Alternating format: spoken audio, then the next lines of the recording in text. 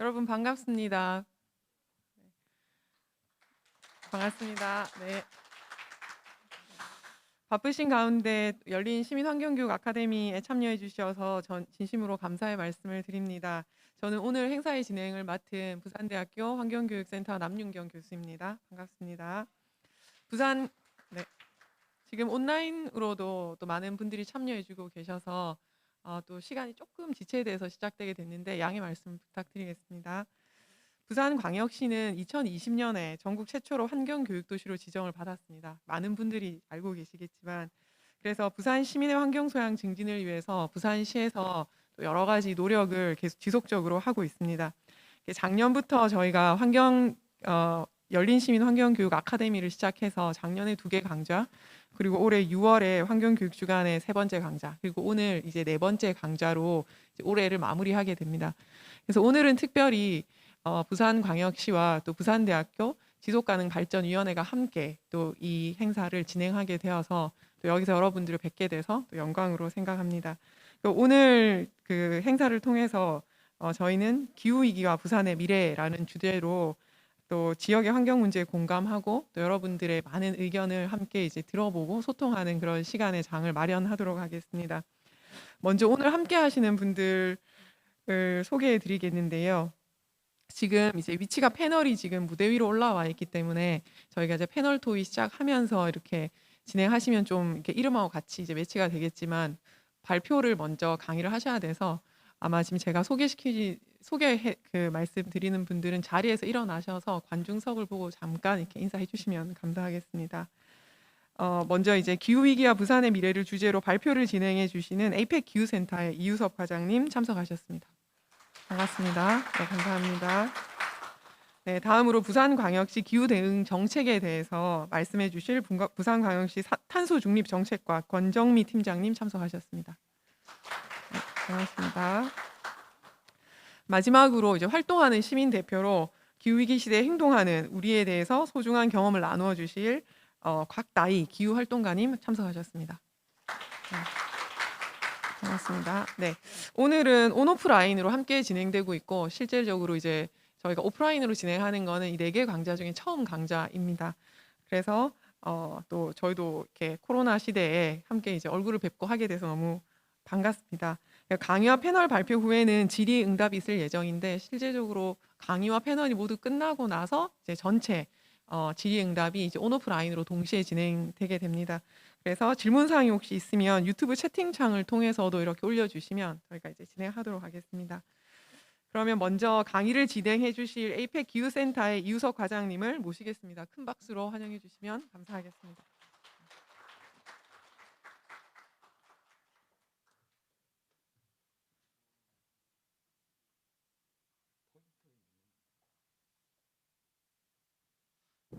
네, 안녕하세요. 지금 방금 소개받은 에이펙 기후센터 이유섭입니다. 먼저 이런 좋은 자리를 마련해 주신 환경교육센터 관계자분들께 감사드리고요. 부산시 관계자분들께 감사드립니다. 오늘 제가 받은 주제는 기후 위기와 부산의 미래라는 주제를 좀 이쪽 센터에서 받았습니다. 그래서 기후 위기를 해석하는 방법은 여러 방법이 있는데 저는 오늘 이런 날씨와 같은 극단 현상, 오늘이 딱 설명하기 좋은 것 같아요. 갑자기 한파가 오듯이 이런 현상에 집중을 해서 오늘 발표를 이어가도록 하겠습니다. 그래서 현재 과거부터 지금까지는 어떤 기후 현상이 일어났고 미래에는 우리 부산시와 우리나라의 그런 현상들이 어떻게 지켜지는지, 강도는 어떻게 되는지, 지속 기간은 어떻게 되는지 이런 것을 위주로 말씀드리도록 하겠습니다. 먼저 발표에 앞서 이제 여러분들한테 기상과 기후에 대한 정의에 대해서 먼저 말씀을 드리고 싶습니다. 그래서 기상이라는 것은 오늘, 어제는 좀 되게 따뜻했는데 오늘은 되게 추웠죠. 이런 하나의 현상들을, 날씨의 현상들을 기상이라고 합니다. 그래서 날씨 예보, 먼 예보 이렇게 하는데 기후라는 말은 좀 다른 의미입니다. 날씨 종합적이고 평균적인 특성, 그러니까 쭉 평균을 해서 그 날씨 평균적인 대기 상태를 기후라고 하는데요. 그래서 WMO 세계 기상기구에서는 그 평년을 30년으로 잡습니다. 그래서 1981년부터 2020년을 평년으로 잡고요. 그래서 뉴스들을 보면 평년보다 오늘은 몇 도씨 높을 거야, 몇 도씨 낮을 거야 이런 의미는 30년, 그러니까 11월 30일을 30년을 다 해서 평균을 해서 그거보다 높냐 낮냐를 가지고 아, 평년보다 낮을 거야, 높을 거야 이런 말을 하게 됩니다. 그래서 그런 것을 기후라고 하는데요. 이런 기후 자료들을 쭉 길게 보면서 기후 변화에는 어떤 현상이 일어나는지를 좀 보게 됩니다. 죄송합니다. 이 자료는 관측 자료입니다. 1880년도부터 2021년까지 세계의 많은 관측 자료들을 가지고 평균 기온이 어떻게 올라갔는지를 보이는 자료인데요. 1880년부터 계속 전 지구 평균 기온을 이렇게 쭉 올라가고 있습니다. 가장 특이한 점은 최근 들어 그 올라가는 속도가 상당히 빨라지고 있다는 것이죠. 그래서 10년당 한 0.2도, 100년이면 2도가 올라간다는 것을 말씀드립니다. 이거 들고 할까요? 이런 현상은 우리나라와 부산시도 마찬가지입니다. 그래서 우리나라를 보면 10년당 한 0.21도, 전지구 평균 기온보다 더 빠르게 온도가 증가하는 것을 알 수 있죠. 부산시를 봐도 부산시도 10년당 0.17도, 그러니까 100년이면 1.7도가 올라가는 거죠. 이거는 뭐 세계의 평균 기온 증가율과 거의 유사하다고 볼 수 있습니다. 이러한 평균 기온 증가율도 중요하지만 이렇게 보시면 이런 변동성입니다. 기후가 계속 변동성이 점점 커지게 되면 1994년, 98년, 2018년 온도가 좀 높게 되고 또 2005년에는 온도가 상당히 낮은 이런 현상들이 일어나게 되는데요. 이렇게 되면 아까 말씀드렸듯이 추울 때 이렇게 되면 눈이 가장 많이 온 날, 부산시가 2005년을 기록하게 되고요. 그다음에 2010년은 열대야가 가장 따뜻하게 된 날, 열대야가 가장 긴 해, 폭염일수가 긴 해, 이런 변동성이 큰 해에는 이러한 이상기후와의 관련성이 상당히 크게 됩니다. 그럼 이러한 기후 변화에 대한 원인은 무엇일까? 많이들 이건 보였는데 자연적인 원인과 인위적인 원인이 있습니다. 근데 최근 과학자들은 기후 변화의 원인의 99.9% 이상이 인간 활동에 의한 것이다. 이렇게 말을 하고 있습니다. 그래서 인간 활동, 그러니까 인위적인 원인을 보시면 거의 온실가스, 에어로솔의 증가, 그다음에 산림 변화, 도시화, 토지 이용들이 있는데요.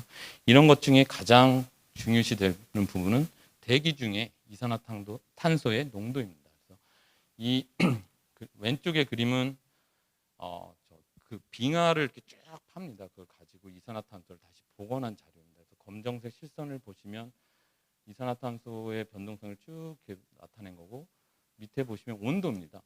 이산화탄소하고 온도의 이렇게 흐름을 보면 이산화탄소가 증가하면 온도가 증가하고 내려가는 게 과학적으로 봐서도 이산화탄소가 우리 온도에 가장 큰 영향을 미친다 이렇게 생각합니다. 요거는 최근에 관측된 자료입니다. 그래서 이게 하와이 마우나에서 관측된 자료인데 이것을 보면 이산화탄소의 대기 중 농도를 보면 이렇게 쭉 됩니다.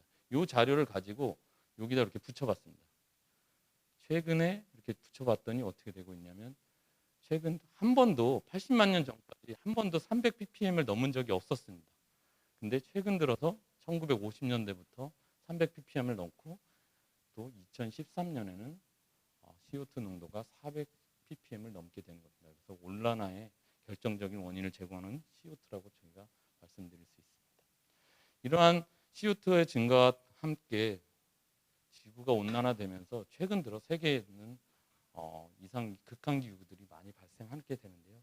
2020년을 예를 들면 이렇게 온도가 증가하고 태풍 발생이 상당히 많아지게 됩니다. 그러면서 시베리아에도 산불이 발생했고 미국 서부에도 산불이 발생했고 또한 온도가 증가함에 따라 북극 해빙이 감소하면서 최저치를 기록하기도 했었습니다. 2020년은 우리나라에는 더 많은 이상기후들이 발생했는데요. 1, 2월이 너무 더웠습니다. 그때 기억하시는지 모르겠지만 막 여름에 막 해변가에도 갔던 그런 기억이 나는데요. 그리고 6월 변동성이 좀 6월은 더웠는데 7월은 너무 또 추웠습니다. 그러니까 기후가 급변하게 된다는 말씀드리고 5월에 갑자기 폭염 현상이 일어나고 또 6월, 8월에는 장마가 길게 나타나고 또 11월 대구 기온이 25도까지 올라가는 이런 이상기후 현상들이 발생을 했고요. 2021년도 많은 이상기후 현상들이 이렇게 발생했고 올해 우리나라를 사례를 보면 강수와 관련된 이상기후 현상들이 많이 발생했는데요. 8월 수도권의 호우는 상당히 유명하죠. 이분은 호우 현상이 발생했고, 그리고 한남노와 남마돌에 의한 피해가 가장 많이 컸습니다. 그래서 이 한남노와 남마돌의 주 특징은 태풍이 이쪽 지역에서 발생했는데 더 위쪽에서 발생을 했다는 겁니다. 그래서 그런 점에서 상당히 위험을 더 가중시켰지 않나 이렇게 생각합니다. 그리고 봄철에도 고온 현상이 발생을 하면서 우리나라의 이상기후가 상당히 영향을 많이 미쳤던 것으로 알 수 있습니다. 그러면 미래에는 우리가 이런 이상기후 현상들을 어떻게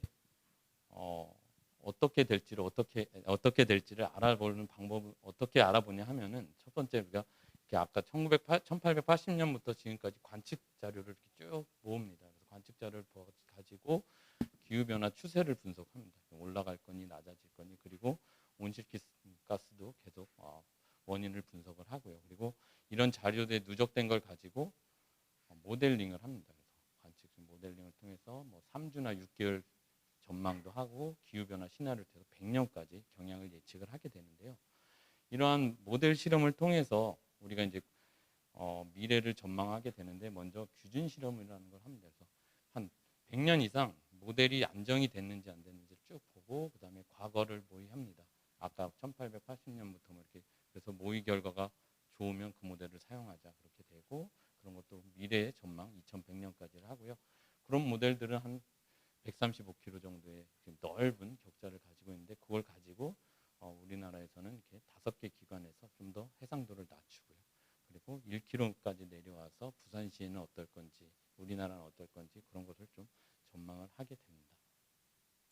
이런 전망은 우리나라만 하는 게 아니라 세계 곳곳에서 다 같이 하고 있습니다. 그래서 많은 나라들이 참여해서 앞으로 미래에는 어떤 일이 벌어질지에 대한 모델링을 같이 이렇게 참석을 하게 됩니다. 그래서 결과를 간략히 말씀드립니다. 그래서 이러한 모델링을 할 때 좀 서로 약속을 합니다. 맨 처음에 기후 정책이 없는 경우 계속 CO2가 발생할 거야. 그러면은 8.5까지 이렇게 CO2가 계속 발생할 거. 그런데 온난화를 좀 제한하자. 온난화를 좀 제한하자 하는 그런 시나리오를 가지고 하게 됩니다. 그렇게 돼서 이 발표에서는 좀 2가지 시나리오에 대해서 중심으로 발표를 할 거고요. 그래서 고탄소 시나리오라고 이걸 말하고, 요거를 저탄소 시나리오라고 말씀드리도록 하겠습니다. 이 결과를 보면 아까 세계 각국의 나라와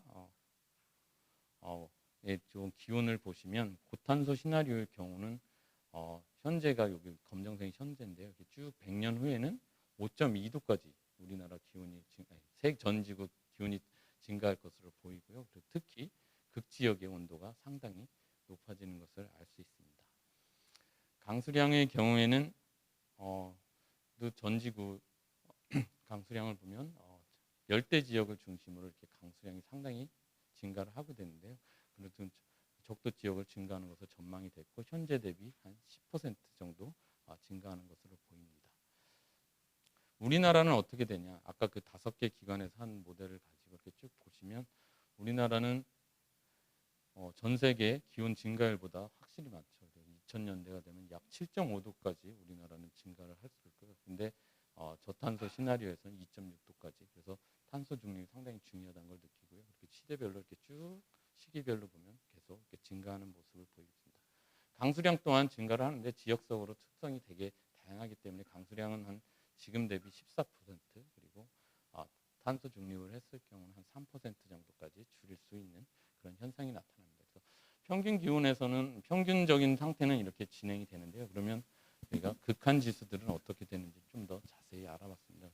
이게 우리나라에 대한 건데, 온난일이라고 하는 것은 그러니까 순위를 매겨서 1등, 10개 중에 1등이 됐던 그런 순위, 90%의 온도를 쭉 봤었을 때 현재는 36일이었습니다. 그런데 현재 대비 후반 고탄소 시나리오에서는 한 130일, 그러니까 여름 내내 온난일이 될 수 있는 그런 얘기고요. 온난이야, 열대야와 비슷한 성격이고, 이것도 약 3배 정도 증가를 하게 되고요. 강수량도 5일 최대 강수량도 보면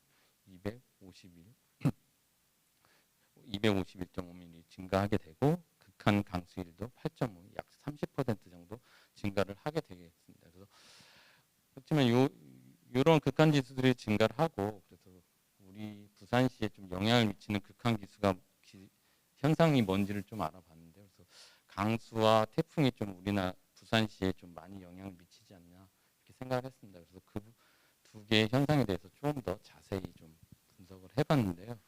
먼저 태풍입니다. 태풍이 최근 10년 동안에는 태풍이 초강력 태풍이라는 정의는 없었습니다. 2018년이 분석을 할 때만. 근데 2020년이 들면서 초강력 태풍이라는 정의가 이제 기상청에서 생기게 됐는데, 그 이유는 매우 강한 태풍들이 계속 늘어나면서 풍속 54m/s 이상의 태풍들이 계속 늘어나게 되는 거죠. 그래서 최근 10년 동안 50% 이상이 매우 강한 태풍이 일어나게 되는데요. 그럼 미래에는 어떻게 될 것인가, 그런 걸 좀 봤습니다. 죄송합니다. 미래를 쭉 봤는데, 태풍이 좀 많이 발달하려면 먼저 해수면 온도가 좀 높아져야 되고요. 바람에 이렇게 상층과 하층 차가 줄어들어야 태풍이 잘 발생할 수 있습니다. 그래서 그런 걸 봤더니 저탄소 시나리오, 고탄소 시나리오에서는 해수면 온도가 상당히 증가합니다. 현재 27도선입니다. 해수면 온도 이랬는데, 고탄소 시나리오는 27도선이 우리나라 위쪽까지 이렇게 올라가는 그런 모습이에요. 해양 온도도 상당히 올라가게 되고요.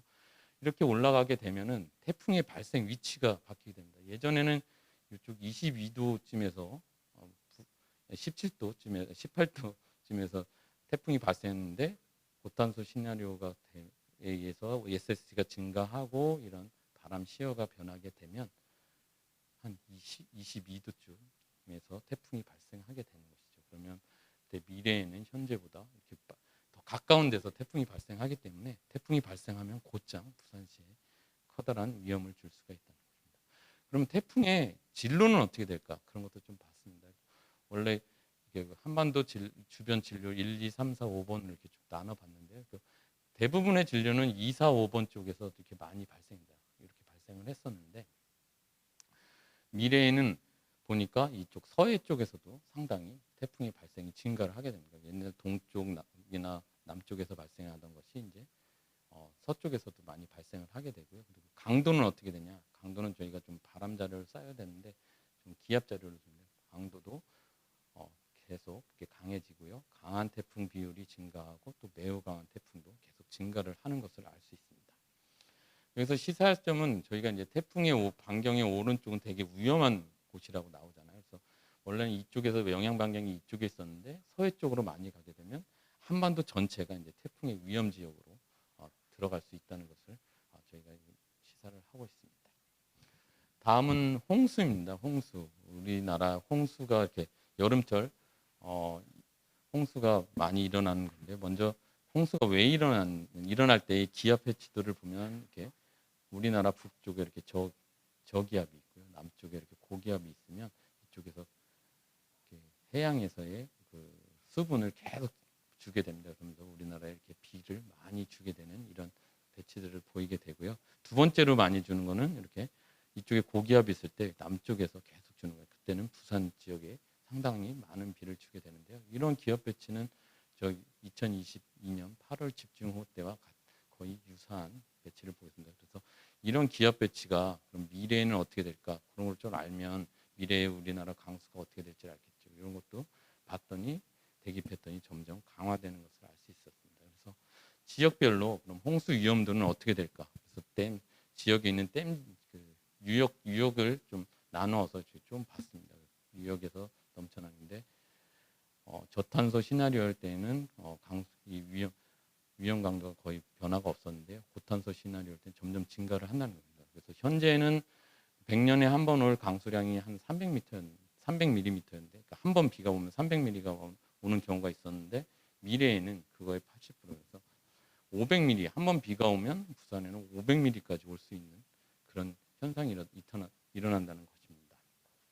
그래서 많은 탄소 중립에 대한 이슈를 주는 결과입니다. 또 하나는, 이거는 기상청에서 좀 분석한 자료인데요. 지금 꽃의 개화 시기에 대한 자료입니다. 그래서 개나리나 진달래, 벚꽃에 대한 개화 시기를 봤는데, 원래는 한 3월쯤에 이렇게 피던 꽃들이 기후 변화가 일어나게 되면 3월 말에서 이제 3월 초로 이렇게 날 거고요.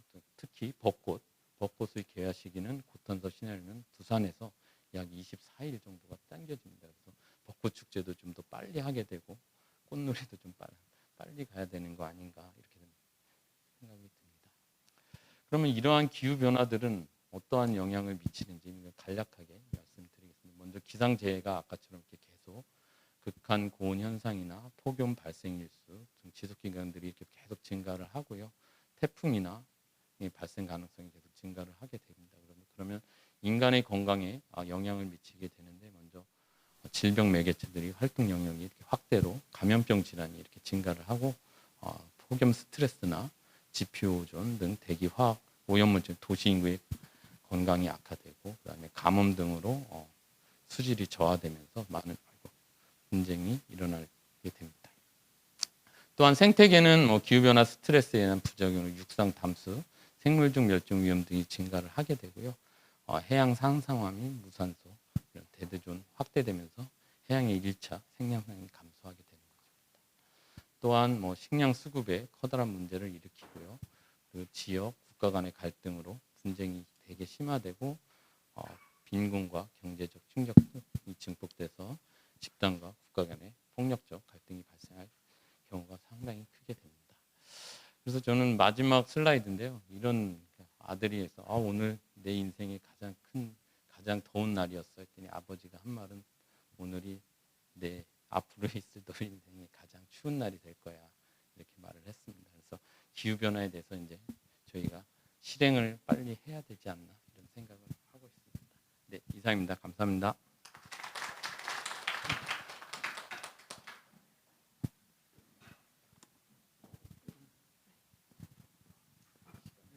네, 맞추셨습니다. 네, 강의 잘 들었습니다.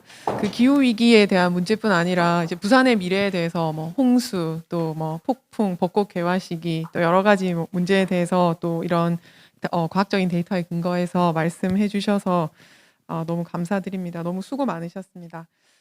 감사하고 지금부터 패널 발표를 시작하겠는데요. 패널 분들은 각 10분씩 발표를 진행하시게 됩니다. 그래서 저희가 10분씩 패널 발표를 듣고 그리고 이제 여기 참여하신 온오프라인으로 참여하신 분들의 이렇게 질문을 듣는 순서로 진행하도록 하겠습니다. 그러면 이제 패널 발표 처음 발표로 기후위기 대응을 위해서 부산시 정책에 대해서 부산광역시 탄소중립 정책과 권정미 팀장님께서 발표해 주시겠습니다. 반갑습니다. 부산시 탄소중립 정책과 기후변화 대응 팀장입니다. FAQ센터 유석 과장님 강연 잘 들었습니다. 탄소 중립을 어렵게 생각하면 한없이 어렵고 또 쉽지는 않지만 모두가 협조를 한다면 가능하지 않을까 이런 어떤 사업이라고 생각합니다. 국제사회는 2015년 파리 협정 이후에 130여 개국이 2050 탄소 중립을 선언하고 탄소 국경 조정세라든지 글로벌 규제도 또 도입하고 아리백이라는 운동도 확산하는 신경제 질서가 지금 형성되고 있는 중입니다. 우리 정부도 2020년 탄소 중립을 선언하고 그다음 탄소 중립 추진 전략도 20년도에 발표를 하고 작년 10월에 2030년까지 온실가스 감축 목표를 NDC를 상향 조정 확정 발표한 적이 있습니다. 우리 시도 이에 발맞춰서 20년도에는 탄소중립 지방정부 실천연대에 가입을 하고 그 다음 해에 2050년에는 탄소중립을 달성하겠다고 선언을 했습니다. 올해는 저희들이 탄소중립 도시 부산이라는 비전을 설정한 후 2030년까지 2018년 온실가스 배출량에 대비해서 47%를 감축하고 2050년에는 탄소중립을 달성하겠다고 계획을 수립했습니다. 이 계획에는 7개 부분 104개 세부 이행 과제가 있는데요. 아마 이거는 우리가 정부가 수립한 추진 전략에 벗어나서 수립할 수 없었기 때문에 이거와 유사하게 설립했습니다. 정부는 2030년까지 온실가스를 2018년 대비 40% 감축한다고 목표를 설정한 데 반해서 저희들은 국가 온실가스 배출량에 비하면 비중이 매우 낮습니다. 왜냐하면 석탄 발전소라든지 공장 이런 부분이 좀 작기 때문에 저희들은 아마 이 발전 부분이나 이런 국가의 목표가 달성된다면 47% 정도는 달성할 수 있을 거라 봐가지고 목표를 47%로 설정했습니다. 부분별로 세부 실천 과제를 본다면 에너지 부분은 알고 있다시피 발전소입니다. 저희 부산시 관내에는 석탄 발전소가 없거든요. 그 감천에 있는 발전소는 LNG를 사용하고 있습니다. 지금 시설이 좀 노후되다 보니까 아마 점차적으로 시설 가동하는 시간이 줄어들면 자연적으로 이 부분은 온실가스가 감축되라고 봅니다. 두 번째로 보는 부분이 산업 부분인데요. 산업 부분에서도 에너지 사용하고 있는 거를 재생에너지 전환을 하고 공정을 좀 전환한다 보면은 이 부분은 충분히 목표를 달성할 수 있을 거라 봅니다. 부산시가 많은 부분을 차지하고 있는 부분이 수송하고 건물 부분인데요. 건물 같은 경우에는 2030년대 기준으로 했을 때 저희들이 신축하는 건물은 제로 에너지 건물을 건축하고 그다음 노후 건축물에 대해서는 그린 리모델링을 실시해서 온실가스를 배출한 양을 줄이고 에너지 효율을 좀 강화해 보려고 합니다. 수송 부분은 아마 내일부터도 시행되고 있는데요. 계절 관리제를 도입하다 보면 5등급 차량에 대해서는 조기 폐차를 지금 유도하고 있거든요. 저희들 같은 경우도 좀 차량이 옛날 대비해서 5등급 차량이 많이 남아 있지는 않습니다. 그다음 빠르게 전환해야 되는 부분이 무공해 차량으로 전환하는 부분입니다. 폐기물 부분은 자원 재활용을 좀 활성화하다 보면은 쓰레기 감축량을 줄이다 보면 충분히 목표를 달성할 수 있을 거라 봅니다. 농축산 부분은 사실 부산시는 큰 부분 차지하고 있지 않는데요. 이 부분은 자연 감퇴와 함께 사용하고 있는 사료나 이런 부분들을 저탄소 사료를 전환하고 온실가스를 줄이려고 합니다. 마지막으로 흡수 부분입니다. 도심 주변에 녹색 면적을 늘리고 저희들은 항만이나 해안이 있기 때문에 블루 카본이라는 아직까지 명확하게 이 부분이 온실가스 감축량이 얼마다고 나오지 않았지만 지속적으로 항만 부분에는 블루 카본을 좀 늘려나갈 생각입니다.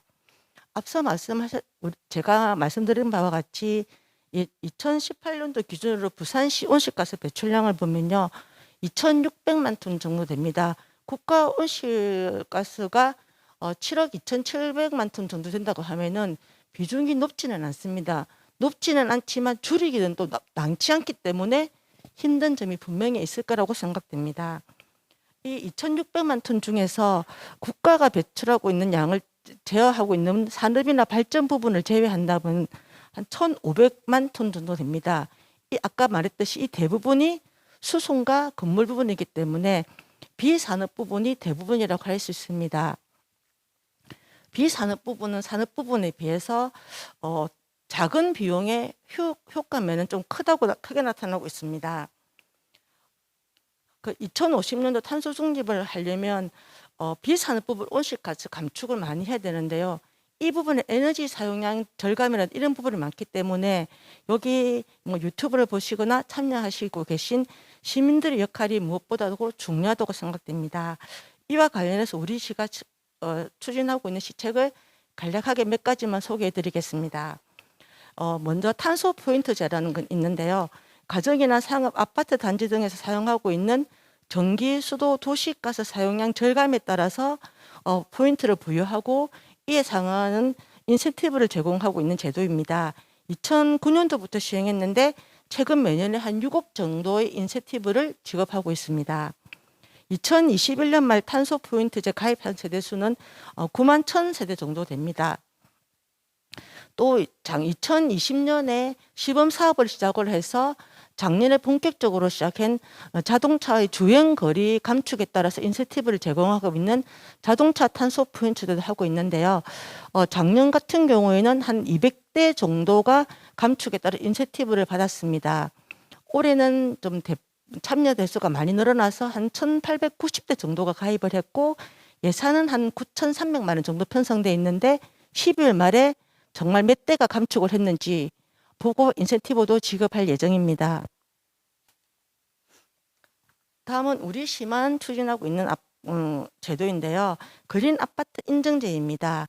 150세대 이상 공동주택을 대상으로 매년 전기, 상수도, 도시가스 절감, 또 재활용 분리수거하는 방법, 그다음 쓰레기 감량, 송년차 요일제 도입 참여율 이런 다양한 항목으로 평가를 하고 7개 단지를 선정해서 시상금을 지급하고 있는데요. 이 신상금을 받은 공동주택은 다시 공용시설에 LED 등으로 전환한다든지 온실가스를 감축하는 사업을 추진하고 있습니다. 올해 사실 저희 시가 온실가스 감축, 그러니까 탄소 중립을 갈 수 있는 생활 실천할 수 있는 붐을 조성하던 1단계로 봐서 20%에서 30이라는 생활 실천 가능한 과제를 선정한 게 있습니다. 이 과제를 하다 보면 2031년 이후가 되면 자연스럽게 탄소 중립 생활이 일상화, 누구나 쉽게 지금 하고 있는 생활이 되지 않을까 이렇게 생각해서 역점 추진하고 있습니다. 이 관련해서 지난 10월에 저탄소 마을이나 학생, 기관 대상으로 경진대를 했는데요. 아주 좋은 성과를 거두었습니다. 두 번째로 우리 이제 탄소 중립을 위한 기반 마련을 위해서 부산시 탄소 중립 지원센터를 올 8월에 개소했습니다. 여기서 사실 탄소 중립이라 하면 우리가 자료를 찾기가 너무 어려운 거예요. 그래서 부산시하고 센터가 공동으로 탄소 중립 부산시만의 탄소 중립 포털을 만들기 위해서 지금 하고 있습니다. 아마 올 연말쯤 되면 이게 이제 열릴 건데요. 그럼 누구나 부산시에서 정책을 어떤 걸 하고 있지? 또 탄소 중립은 무엇일지 쉽게 아마 찾아보실 수 있을 겁니다. 그 외에도 저희들은 시민들이 온실가스 감축 참여를 좀 활성화하기 위해서 다중이용시설에서 캠페인도 하고 또 1인이 1년 동안 1톤의 온실가스를 감축하기 위한 월별 실체가도 선정해서 홍보 매체를 통해 홍보를 하고 있습니다. 앞으로도 저희 부산시 저희만의 특성이 잘 반영된 감축할 수 있는 생활 실천 방안을 강구하고 꼭 탄소 중립 사회를 이룰 수 있도록 최선의 노력을 다하겠습니다. 마지막으로 당부드리고 싶은 말은 탄소 중립 사회로 가기 위해서는 국가만이 노력해서는 되지 않는다고 생각합니다. 시민 여러분이 동참과 사회적 연대가 무엇보다도 중요하다고 생각합니다. 탄소 중립 생활 일상화를 위해서 생활 실천 운동에 적극 동참해 주시기 바랍니다. 감사합니다. 네, 감사합니다. 부산광역시 탄소 중립 정책에 대해서 권정미 팀장님께서 발표해 주셨습니다. 마지막으로 당부하신 것처럼 국가와 또 시민, 사회적 연대가 모두 실천에 함께 동참해야 된다. 이런 말씀과 함께 부산시에서 진행하고 있는 여러 가지 정책, 또 이 정책에 대한 그런 효과들을 들으면서 저희도 이제 희망을 많이 가지게 되었습니다. 그 다음 발표하실 분은 기후위기 시대 행동하는 우리에 대해서 곽나희 활동가님께서 또 어떻게 활동을 하고 계신지 또 실천하는 그런 경험들에 대해서 나누어 주시겠습니다.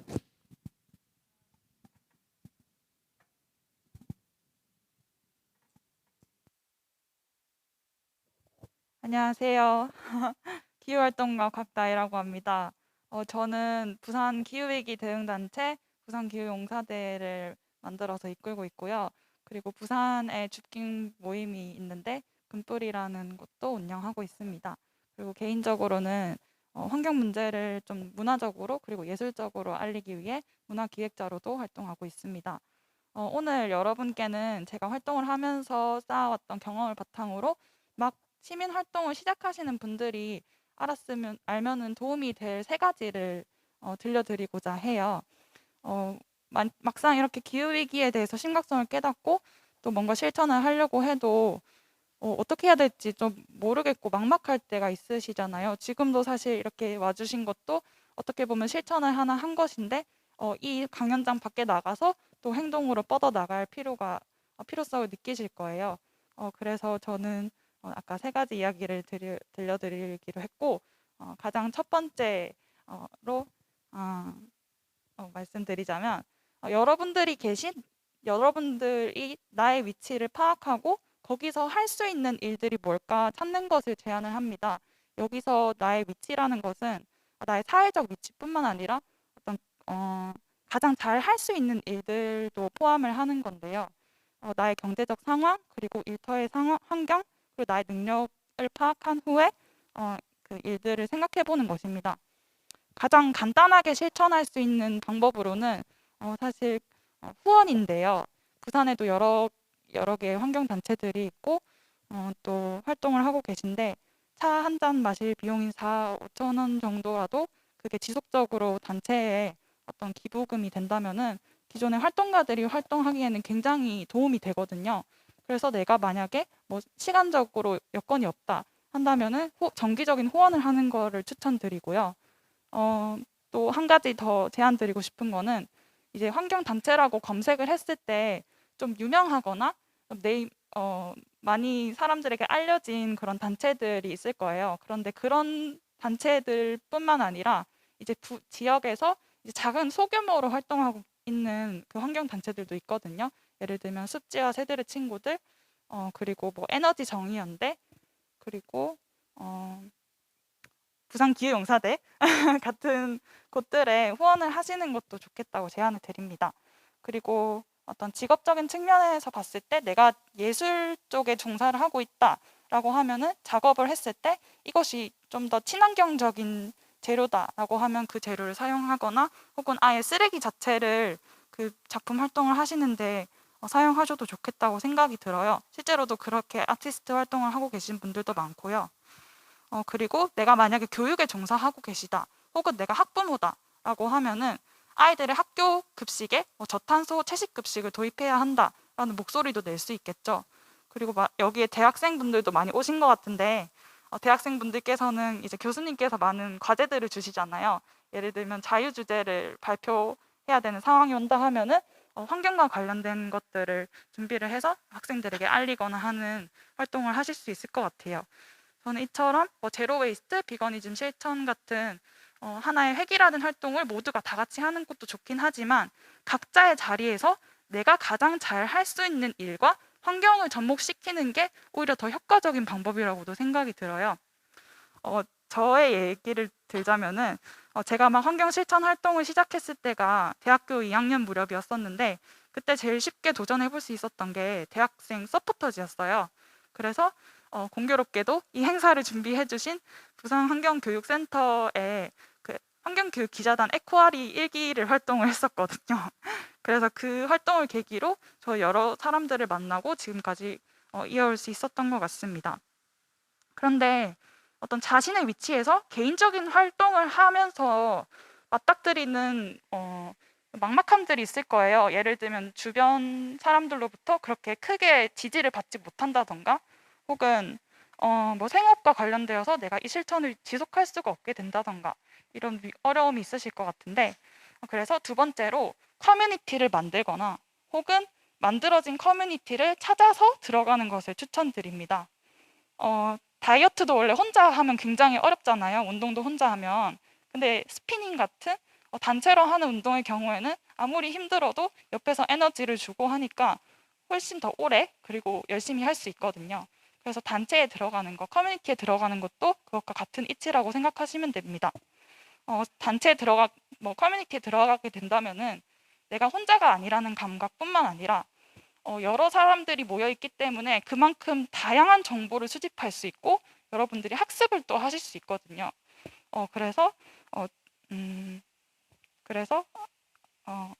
네 그런 장점이 있고 또 만약에 들어가는 것이 아니라 내 주변에 나와 뜻이 맞는 사람들이 있다라고 한다면은 간단하게 책 읽기라던가 혹은 쓰레기 줍기 활동 등을 정기적으로 하는 모임을 만들어서 계속 만나는 것도 추천을 드려요. 더 작은 실천 활동으로라면은 그냥 뉴스 기사 같은 것들 있잖아요. 그래서 카카오톡 채팅방을 통해 이런 소식이 있다, 저런 소식이 있다 서로 소통하면서 얘기를 나누는 것도 좋겠습니다. 근데 여기서 포인트는 뭐냐면은 모임에서 이런 사소한 실천에서 벗어나서 좀 더 확장을 해서 우리가 각자의 능력을 합쳐서 어떤 일들을 더 잘 해볼 수 있을까 고민하는 거예요. 그렇게 정보들이 많이 생기다 보면 사실은 내가 가장 관심 있는 이슈가 생기고 또 우리가 뭔가 해결해 볼 수 있을 만한 환경적인 이슈가 생길 거거든요. 그런 목표를 찾게 된다면은 여러분은 이제 이거를 실행할 방안들을 좀 생각을 해보셔야 될 것 같아요. 그땐 뭐 돈도 필요하겠고 시간도 필요하겠죠. 그 상황에서는 혼자서 해결하려 하지 마시고 이미 이 지역에 존재하고 있는 여러 센터들 어떤 공적 기관들의 도움을 받는 것도 좋겠다고 생각이 듭니다. 예를 들면 뭐 부산 여기 금정구 같은 경우는 금정구 문화재단도 있고 부산 문화재단도 있고 양정 쪽에 있는 부산 시민운동 지원센터라는 곳도 있고 지역 문제 해결 플랫폼 이런 곳도 있거든요. 그리고 각 구별로 문화도시 센터라는 곳도 있는데 그쪽에서도 이런 공모 사업들을 많이 하고 있어요. 그래서 만약에 뭐 모임을 그냥 하고 싶은데 뭐 장소 대여가 필요하다. 그 돈이 필요하다면은 뭐 사업 계획서를 간단하게 써서 그렇게 공모 사업을 하는 것도 추천드립니다. 그리고 만약에 이런 활동들이 확장이 되어서 돈이 더 많이 필요하다라고 하면은 뭐 200만 원, 500만 원이 아니라 뭐 몇천만 원까지 지원을 할 수 있는 더 큰 재단에다가 이 공모 사업을 신청을 하시면 되거든요. 예를 들면 아름다운 재단 같은 곳들이 있을 겁니다. 근데 사실 단체를 만들고 꾸려 나가고 지속하는 게 사실상 쉽지 않아요. 왜냐면은 그 멤버들 개개인의 구성원의 어떤 자발성도 다르고 또 시간, 뭐 금전적 여건도 다르기 때문에 이것을 지속하기 어렵다고 판단이 드시다면은 모임을 만들기보다 이미 시스템이 잘 확립되어 있는 부산의 어떤 모임들에 들어가는 것을 추천드립니다. 그 예로는 부산에서 대표적으로 쓰레기 줍기 활동을 중점으로 하고 있는 금뿌리 그리고 스즈빈이라는 곳이 있거든요. 여기에서는 어떻게 보면 좋은 선배를 만날 수도 있을 것 같아요. 먼저 활동을 실천해서 어려움을 겪어보고 또 공부도 많이 하신 분들이 있을 텐데 혼자서 하지 마시고 이런 분들께 도움을 구해도 좋겠다고 생각이 듭니다. 그리고 사실 기후위기가 나와 내 주변을 통해서만 뭔가 해결할 수 있는 문제가 아니잖아요. 이거는 어떤 한 명의 히어로가 나타나서 해결할 수 있는 문제가 아니고 하나의 커뮤니티, 하나의 기관이 해결할 수 있는 문제가 아니에요. 그렇기 때문에 우리는 더 큰 변화를 촉구하기 위해서 시스템에 관심을 가져야 됩니다. 우리 사회를 유지하고 있는 시스템이요. 예를 들면 법 제도가 되겠죠. 지금 이렇게 시민 아카데미를 운영할 수 있는 그 이유도 법과 제도가 있고 예산이 편성되었고 실행을 할 주체 기관이 있기 때문에 이런 여러분들께 서비스를 제공할 수 있는 거거든요. 그래서 만약에 기후위기 대응을 위해 뭔가 전환을 할 때 어떤 사업들이 필요하다. 그러면 그 사업을 진행할 근거가 되는 법 제도가 필요해요. 그래서 여러분들은 각자 자신의 자리에서 자신의 동네에서 가장 가까이 바꿀 수 있는 법들을 뭔가 유심히 살펴보셔야 됩니다.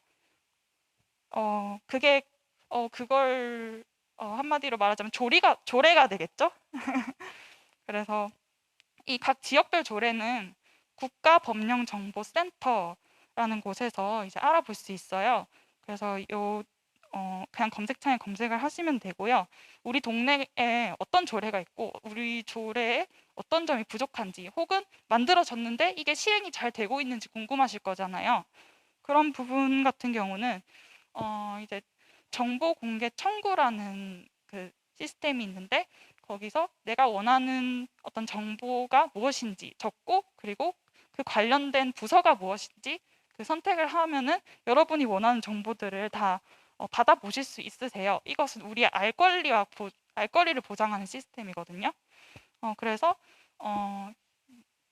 이런 뭔가 조례와 관련된 게 아니더라도 혹은 뭐 우리 지역의 인권과 관련된 문제라던가 기후위기와 관련된 다방면으로도 정보를 찾아보실 수 있을 거고 이 방법 같은 경우는 사실은 조금 복잡하긴 한데 그 기후용사대 유튜브를 검색하시면은 풀뿌리 자치와 우리의 알 권리 세미나라는 영상이 있어요. 그래서 1시간 한 반 정도 진행되는 그 세미나인데 한번 보시고 이용해 보셔도 좋을 것 같다 생각이 들어요.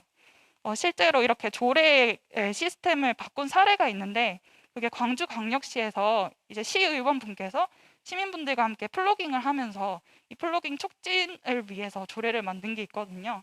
그게 바로 광주광역시 쓰레기 담으며 걷기 활성화 및 지원 조례입니다. 이렇게 사례도 많으니까 여러분들께서도 모임을 운영하시면서 뭔가 내가 좀 더 시스템을 바꾸고 싶다 하시면은 이런 제가 알려드린 그런 사이트들을 이용하시면 좋을 것 같아요. 그렇게 그리고 또 뭔가 우리 지역에서 일어나고 있는 개발 환경 이슈를 알고 싶다라고 한다면은 뉴스 기사를 확인하시는 것도 좋긴 한데 정말 정확한 지식을 얻고 싶다, 정말 정보를 얻고 싶다 하시면은 환경 영향 평가 정보 지원 시스템이란 것도 있거든요. 거기서 문서를 공람할 수 있어요. 또 공청회도 어떤 정보를 받아볼 수 있고요. 그래서 이런 것들도 이용해 보시면 좋을 것 같습니다. 근데 사실 이렇게 관공서에서 만든 공공기관에서 만든 정보들 같은 경우는 일반 시민분들께서 이해하기 좀 어려운 용어가 많이 사용되거나 전문적인 지식을 요구하는 경우가 많아요.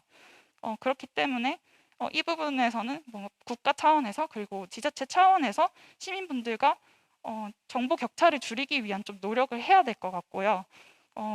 결국에는 소통이란 게 일방적인 게 아니라 쌍방이 되어야 되는 거잖아요.